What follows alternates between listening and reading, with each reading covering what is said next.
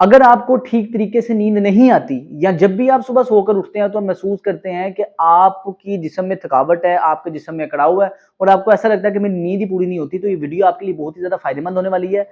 Quality of sleep का direct relation होता है कि आपका सोने का पोस्चर क्या है और आप किस चीज पर किस तरीके से सो रहे हैं। तो सबसे पहले तो आपने जिस बेड पर सोना है, जिस बिस्तर पर सोना है, कोशिश करना है कि वो स्प्रिंग मैट्रेस ना हो, स्प्रिंग वाला फोम ना हो। आपने स्प्रिंग के अलावा कोई भी फोम इस्तेमाल करना है। और जब भी आपने सोना है, कोशिश रखनी है फर्म सरफेस हो। फर्म सरफेस मतलब कि आपने बेड पर सोना है, चारपाई पर नहीं सोना।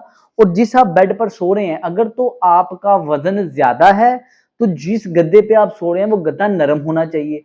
और अगर तो आपका वजन पतला है, पतले हैं, कमजोर हैं या आप स्लिम हैं, तो आप जिस गद्दे पर सोएंगे वो हार्ड होगा। लोग गलती ये करते हैं कि उनका वजन थोड़ा सा ज्यादा होता है, बल्कि होते हैं, वो हार्ड मैट्रेस इस्तेमाल करते हैं, मेडिकेटेड मैट्रेस इस्तेमाल करते हैं, उसकी वजह से उन्हें कड़ाव होता है। तो ये थंब रूल है, अगर आपका वजन थोड़ा सा ज्यादा है तो आप नरम मैट्रेस इस्तेमाल करेंगे, अगर आपका वजन थोड़ा कम है तो आप सख्त मैट्रेस इस्तेमाल करेंगे, हार्ड मैट्रेस, मेडिकेटेड मैट्रेस या रुई वाला गद्दा। दूसरे नंबर पे जब भी आपने सोना है, कोशिश ये रखनी है कि आपने करवट के बल सोना है, इस साइड पे करवट की पोजीशन में सोना है।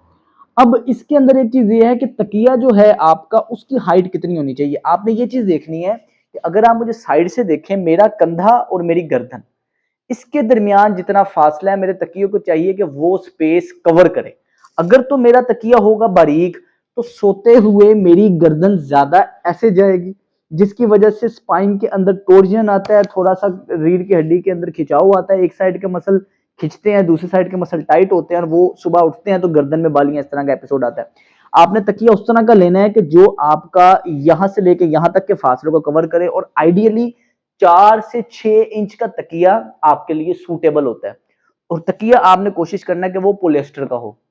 पोलिएस्टर के अलावा रुई वाले जो तकिए होते हैं वो भी बेहतर रहते हैं, लेकिन उनकी जो पिंजाई जिसको कहते हैं, उसको बार बार उसको रिपेयर करवाना पड़ता है। ये जो है वो सख्त हो जाते हैं उसके बाद। ये जो पोलिएस्टर का तकिया है नरम ही रहता है, तो आपने कोशिश करनी है पोलिएस्टर का तकिया जिसकी थिकनेस तकरीबन 4 इंच की हो मिनिमम, वो आपने इस्तेमाल करनी है। इसके अलावा सोते हुए जब भी आप करवट की पोजीशन पर सोए, आपने दोनों घुटनों के दरमियान में एक पिलो या एक कुशन छोटा सा रख लेना है। अब इसका मकसद ये है कि आपके दोनों घुटने अगर आपस में जुड़ेंगे, ऊपर वाले ये हिप के अंदर यहाँ खिंचाव आता है और इस मसल में वीकनेस आती है, तो ये दोनों घुटने आपस में जुड़ने नहीं चाहिए। ये हिप को स्टेबिलिटी देने के लिए दोनों घुटनों के दरमियान आपके एक पिलो होना चाहिए, और इस पोजीशन में आपने सोना है। इसमें आप किसी भी करवट पे सो सकते हैं। और अगर आप सीधा सोते हैं, सीधे सोने के अंदर होता यह है कि हमारी रीढ़ की हड्डी का कर्व थोड़ा फ्लैट हो जाता है, जिसकी वजह से हमारी कमर में खिंचाव आता है। तो अगर आप सीधा सोते हैं तो कोशिश आपने ये करनी है कि कोई तकिया, कोई पिलो आपके दोनों घुटनों के नीचे हो, जिसकी वजह से आपकी कमर, टांगे सीधी ना हो, थोड़ी सी कर्व में रहनी चाहिए। अब ये वाला तकिया थोड़ा सा बारीक है, तो कोशिश करना है आपने थोड़ा सा मोटा तकिया हो, जिसमें आप अगर सीधे सोते हैं तो वो घुटनों के नीचे वो हो, ताकि आपके घुटनों के अंदर हल्का सा ये खम रहे।